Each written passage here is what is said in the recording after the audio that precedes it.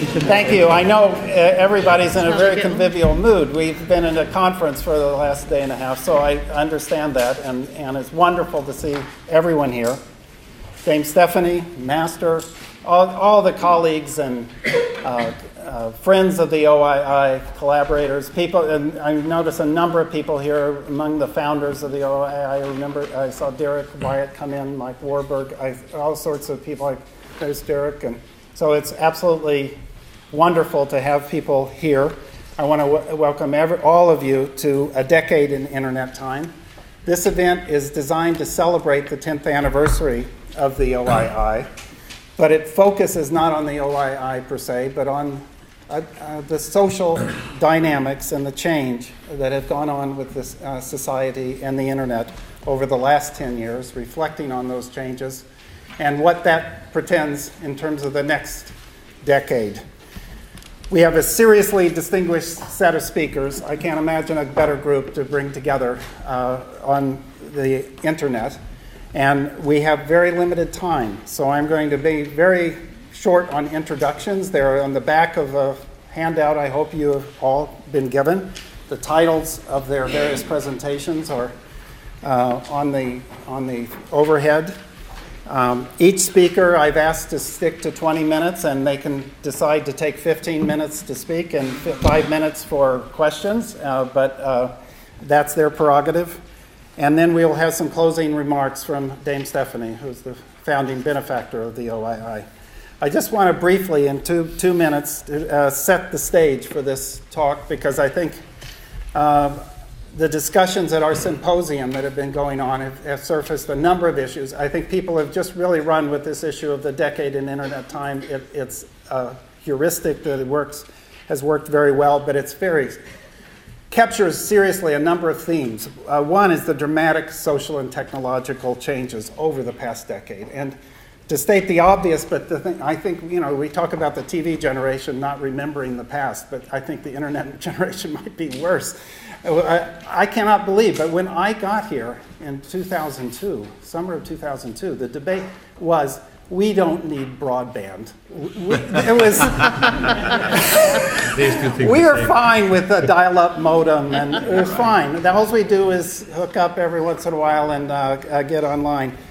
Okay, from a PC and dial-up modem, we've certainly got broadband. Everybody's on broadband, and we're talking now, we found in our last survey, the next generation internet user who's using 3 or more devices, many of which are mobile, and being able to access 3 or 4 internet applications mobilely. And think about it, 2001, Wikipedia started. We've had, in the time of the first 10 years, Google going public, YouTube taking off, social media rising. It's now 60% of Britons are using social media, primarily Facebook.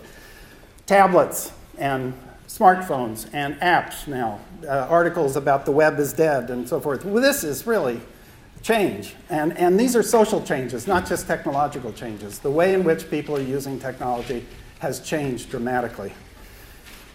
Not only that, but its significance.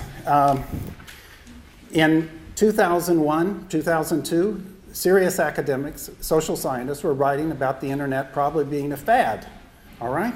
And now we know that the internet is far from a fad. Our research has shown over time how the internet is becoming more and more viewed as not just important, but essential to day-to-day life.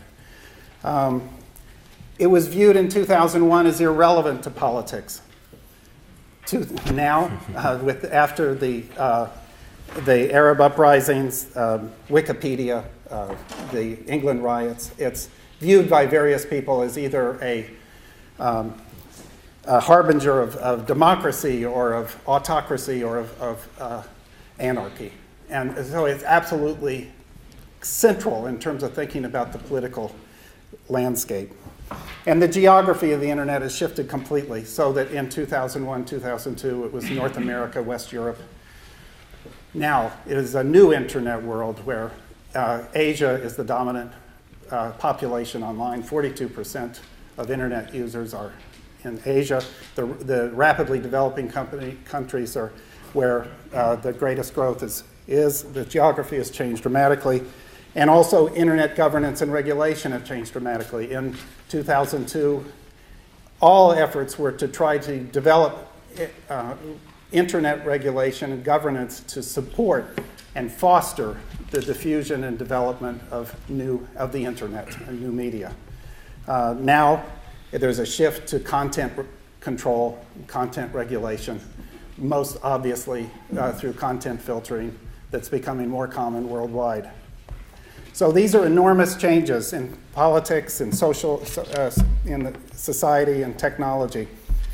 The second point that was raised today is that this next decade has enormous importance in terms of the future of the internet, not just because it is the future, but it's that clearly debates over basic human rights, freedom of expression, privacy, are now being fought around the internet and what we do in terms of internet policy. So the next decade could be an amplification of the past, or it could be a retrenchment to more national, we heard today in some of the sessions, a more national set of regulations that actually apply inappropriate regulatory regimes designed for the press or designed for common carriers or broadcasting to the internet. So the internet has never been the Wild West, but academic research is required more than ever to show how the internet is regulated and how it can be regulated in a way that would address some of the issues without setting us back. So with that, I'd like to introduce our first speaker, which would be Vint Cerf.